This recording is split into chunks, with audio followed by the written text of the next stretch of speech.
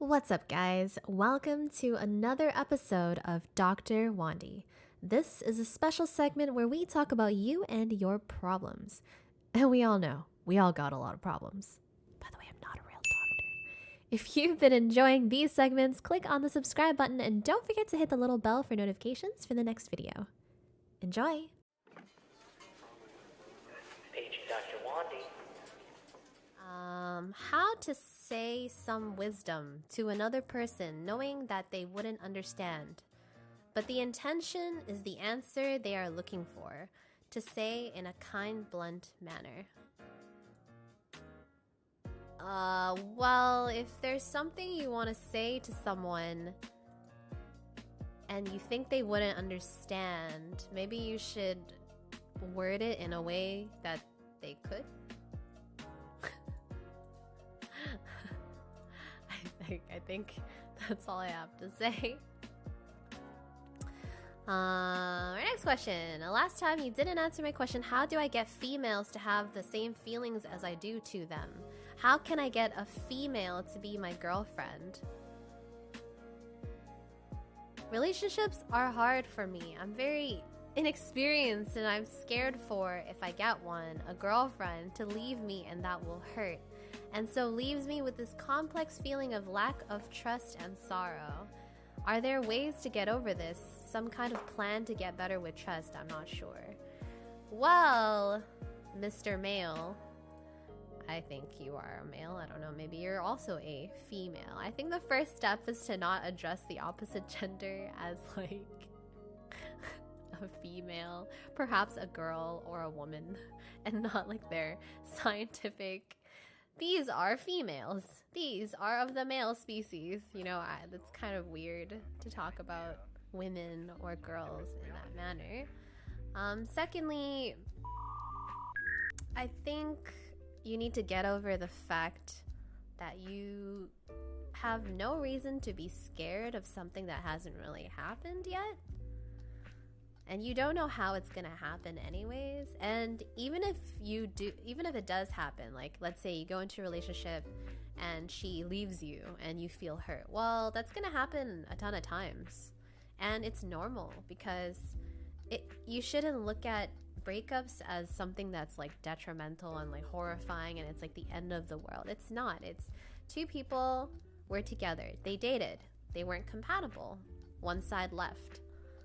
So it's not like you're not gonna date another person if like you guys go through a breakup, right? You can just date somebody else or you can like see somebody else. It's not a big deal. I think that's the problem here. Maybe you have like a mental blockage thinking that like, oh my god, it's gonna be the end of the world after my first breakup and I'm gonna hurt and I can't trust anyone ever again. Well, if you don't give somebody else the benefit of the doubt, you're always just gonna be alone.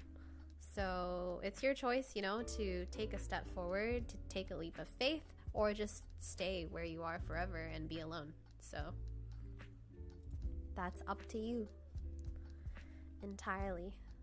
Our next comment is, I'm sorry this isn't a question, but I watched your stream nonstop while studying for this interview and landed a job that literally doubled my salary to over 200K. I can't thank you enough, and I can't express how much your fun and calm stream helped me with my nerves. Thank you so much, Wendy. Can I have a 0.5% of your 200K salary? Are you donating?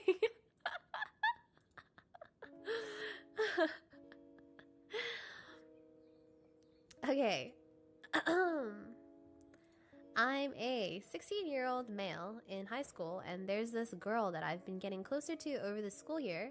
I feel like I'm starting to develop feelings for her. I'm afraid of saying anything about it in fear of making things awkward, as I work with her a lot on class assignments and is one of my only friends in those classes.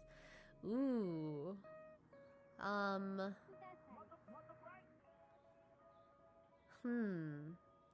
Okay, usually with these kind of questions, I think that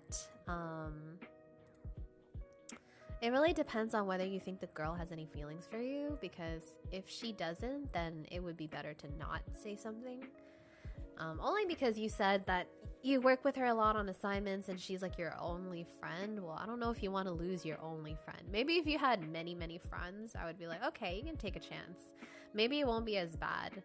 But if you're unsure about whether she likes you back and you don't want to risk anything at all, I would say don't go for it. Even though it might be really frustrating. I don't know. It's really completely up to you. You have to like weigh your pros and cons and think like, am I gonna gain more or lose more from making this decision? Our next question is, hello Wendy. Last year, my best friend confessed to me and said she wanted to try a relationship. Oh, this is like the other question that we just had, except it happened. Anyways, a few months before that, I had a rather nasty breakup with my ex, so I didn't feel ready for another relationship yet. I asked her to please wait at the time and she agreed. Neither of us have even mentioned it since then, so I feel it's kind of an awkward situation now. I really do like her, so I'd appreciate any advice on how I could approach the subject again. Honestly, I think you guys should like go out for a lunch or dinner and be like, hey, so remember like what we talked about a little while ago? Do you still feel the same? You should just ask her. Just straight up ask her. You're like, hey, do you feel the same? 'Cause I feel great. Hi, Japan. I heard you got infected with Wuhan. Hope you get more infection. I support the spread. Love it. First of all, I'm from Canada, and I didn't know I was a whole country. That's weird. I didn't know I'm a whole like a whole country. Hi, baby boy. Come here. Let's have some hugs. Let's have cuddle times. Japan, hello, big fan. I'm a whole universe out of all these multiverses. Am I right or am I right? Alright, our next question. We are zooming. I, male 18, have some difficulty of being social with people around me. Sorry, English is not my first language. So this January was the beginning of my second session at college. One of my personal objectives was to be more social around people. But since September, it has been a problem for me to just talk normally with a girl or being friendly with another student or my teachers. Sometimes when I ask for something simple, there's just a small moment of silence before the person answers me. So Dr. Wendy, do you have any tips for me to be less antisocial around people?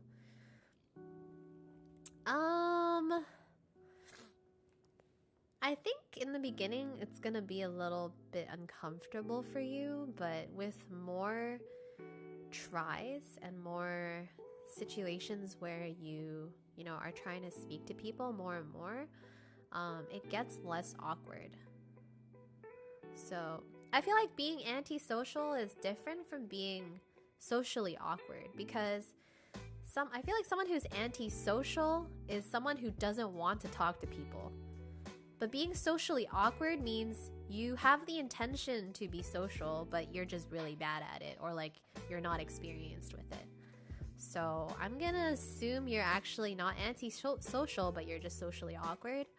And that comes with a lot of practice and experience, right? Like, I don't think everybody was born a naturally good speaker. You have to like talk to people. You have to be able to understand sometimes like what the situations are like, what the mood of like what the atmosphere is like. Sir, please don't eat this. This is hand cream.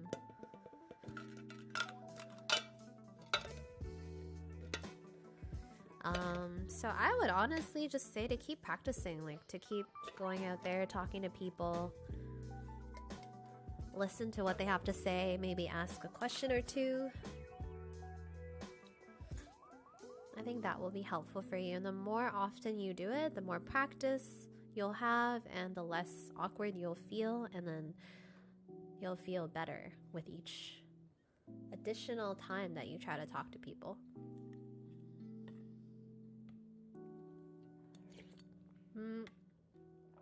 That's how it was for me, I think.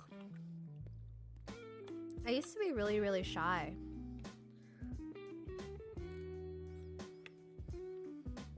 Believe it or not.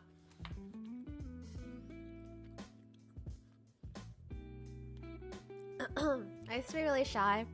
But then I started trying to talk to a lot more people and approach a lot more people. I think you just kind of have to like YOLO do it. I would always be, you know how like sometimes when you were younger, there was like, you were with a group of your friends and you were lost or you needed instruction, but nobody knew what to do. So my go-to thing was to always ask an adult. That's what I did. I was just like, oh, why don't we just ask someone, right? And then your friends would be like, no, you do it. No, you do it. No, you do it. And then, so I would actually always be the one to ask an adult. It's kind of stupid because like kids like don't want to ask for help or like they don't know how to ask for help. So I ended up being the one to always approach someone. So that's why like even if I get lost on the street, I like look for someone who seems like, you know, friendly or someone who seems like they're from around here, and I'll ask them like, hey, you know, like how do you get here? Which bus do I take? Or like where should I go from here to get to here or something? And that helps. I mean, like people are generally pretty nice. They're not gonna eat you. I guess another tip is like try not to assume that people are mean or that they'll like shun you. Like obviously if it happens and when it happens, it'll be bad and it won't feel good, but not everybody is like that, right? So if you just like take a chance and try to talk to people. Ow! Hey! My toe! Sorry. He just like ate my toe. Yeah, if you just try and give people a chance and talk to them, like they're not as bad as you think they are. Practice makes perfect. Alright, our next question is, I'm a guy 18 years old, dating a girl 19 for about a year. My problem is that we both started dating each other while we were both in high school, and this year she left for college on the other side of the country. Oh no, so our relationship turned into a long distance one. This led to her ghosting me for long periods of time until she broke up with me. I later learned the reason she broke up with me was because she found a new dude at college and I was not worth her time. Oh no!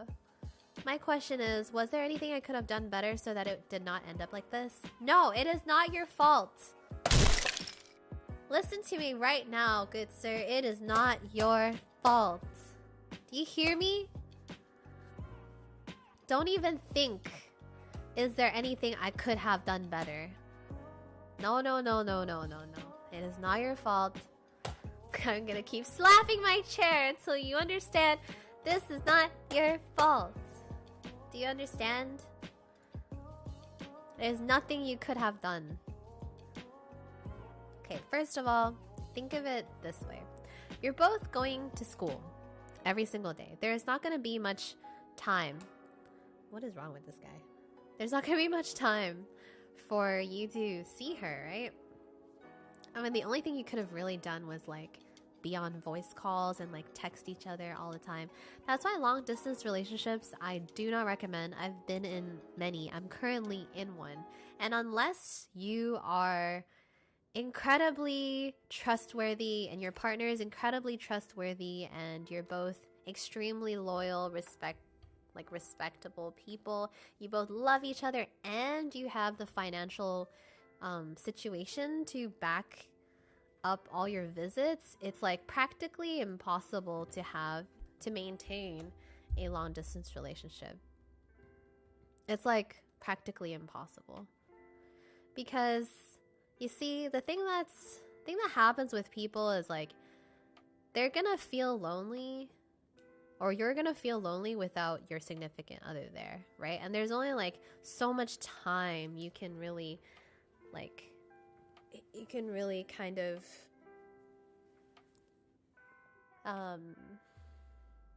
take, I guess, before you just feel so lonely that like somebody who's closer to you will take up your attention and time, and they'll start to replace the person that was there. So unless you guys are like constantly talking and you're super connected and you see each other at least like for a certain period of time every month or two, it's gonna be really hard to keep it together. Like, I was in a long distance relationship where I only saw the guy like once or twice in like 2 years. That's ridiculous. Like, how are you supposed to have a relationship? It's just really hard. It's just really, really hard. Or like, I was with this other guy and we saw each other every weekend, but even then it was like he cheated on me. But yeah, it's just really hard. I think for most younger people, there's no way that they're going to be able to withstand the distance. It's just so hard for younger people, for sure. And like, if you're not going to like put in the dedication and time, it's really hard. Like, so don't blame yourself. Distance is crazy to overcome. And it's not even just long distance. You have to remind yourself that there needs to be like a future plan, right? So it's like, after she finishes school or after you finish school, like, where are you guys going to be working and all that stuff? And also, don't forget that in your own environment, you're going to be seeing so many new, pretty, cute girls around you. Same with her. She's going to be seeing like all these new, cute, pretty dudes around her. Like, there's a lot of temptation, and you guys are young. You guys are hella young. Like, you're not monks. Like, you're obviously gonna be tempted, or you're obviously gonna see other really attractive people. There's also gonna be other people that are around you that are like, you know, in your close vicinity, that you're gonna be way closer to, that you're gonna actually interact with, that you can see, you can touch, you can spend time with, right? It's like, it's so hard. It's so hard. So honestly, there was nothing you could have really done, and breaking up is probably the best, to be honest. I mean, the fact that she ghosted you really, really sucked. It meant that, like, she didn't have enough respect for you to even tell you that, like, hey, I found another person. I'm so sorry. Let's break up. She ghosted you before breaking up with you. Like, she couldn't even tell you what happened. And you were sitting there suffering and wondering and worried about, like, what's going on with her and her life. You're better off without her, honestly.